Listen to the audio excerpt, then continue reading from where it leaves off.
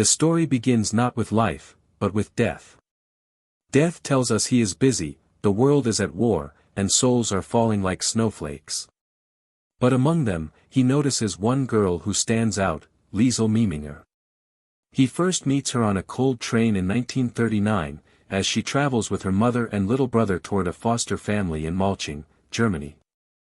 The boy dies on the way. They bury him in the snow beside the tracks. That's when Liesel steals her first book. It's small, black, and forgotten in the snow, the Gravedigger's Handbook. She cannot read a word of it, but to her, it feels like something alive, something that belongs to her alone. Cloud with Snow, a New Home. When Liesel arrives at her new home on Himmel Street, the sky is gray and the air smells of coal. Her foster parents, Hans and Rosa Hubermann, stand at the door waiting. Hans is tall, gentle, and plays the accordion. Rosa is sharp-tongued, always calling everyone Samensch and Sockerl, but her heart, though rough, beats with kindness. At night, Liesel wakes screaming from nightmares about her dead brother. Each time, Hans comes in, sits beside her bed, and reads from the Gravedigger's Handbook. Slowly, they sound out the words together.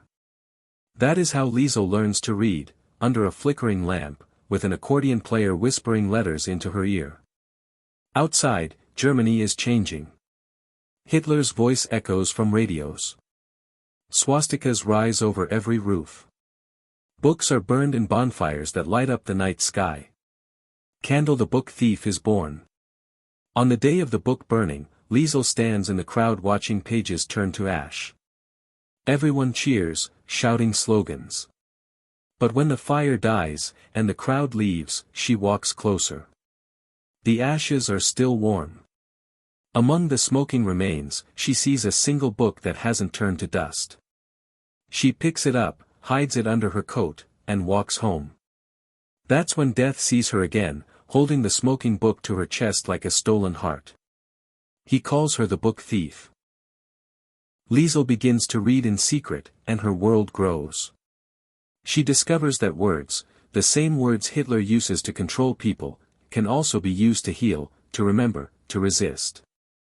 Her best friend, Rudi Steiner, becomes her partner in everything.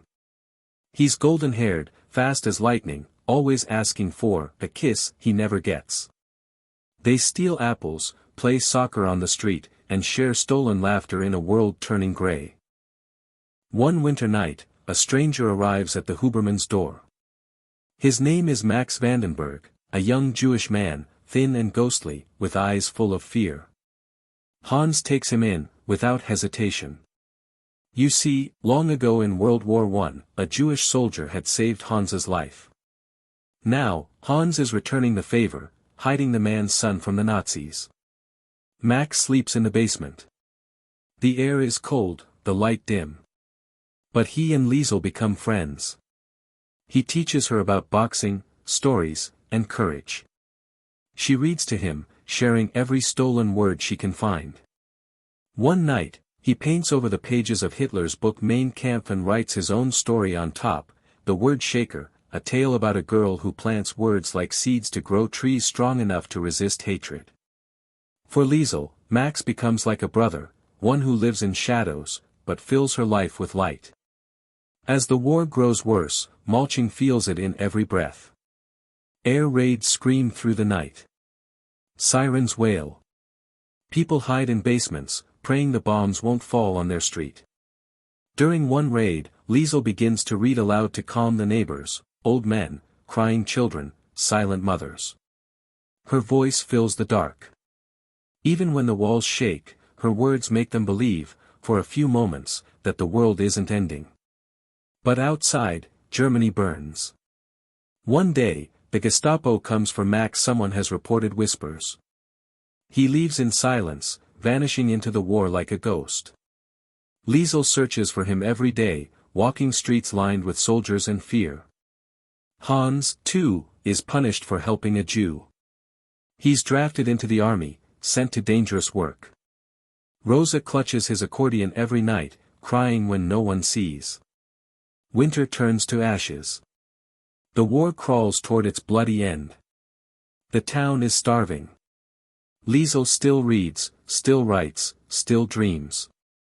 Then comes the night of the final air raid. It happens without warning. No sirens, no chance to run. The bombs fall silently, and Himmel Street disappears in fire. When Death walks through the smoke, he finds her again, the book thief, lying in the ruins, clutching a notebook to her chest. Her foster parents are gone. Rudy, her best friend, lies still on the street, dust covering his hair. Liesel kneels beside him, whispering through her tears. I always meant to kiss you. And then she does. Death pauses beside her and feels something like sorrow. She was a girl who understood the power of words, he says later. They kept her alive.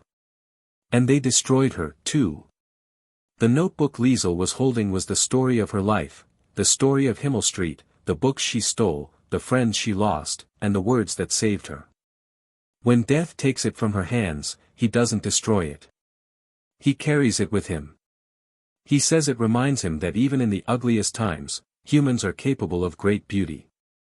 After the war, Liesel is rescued from the rubble.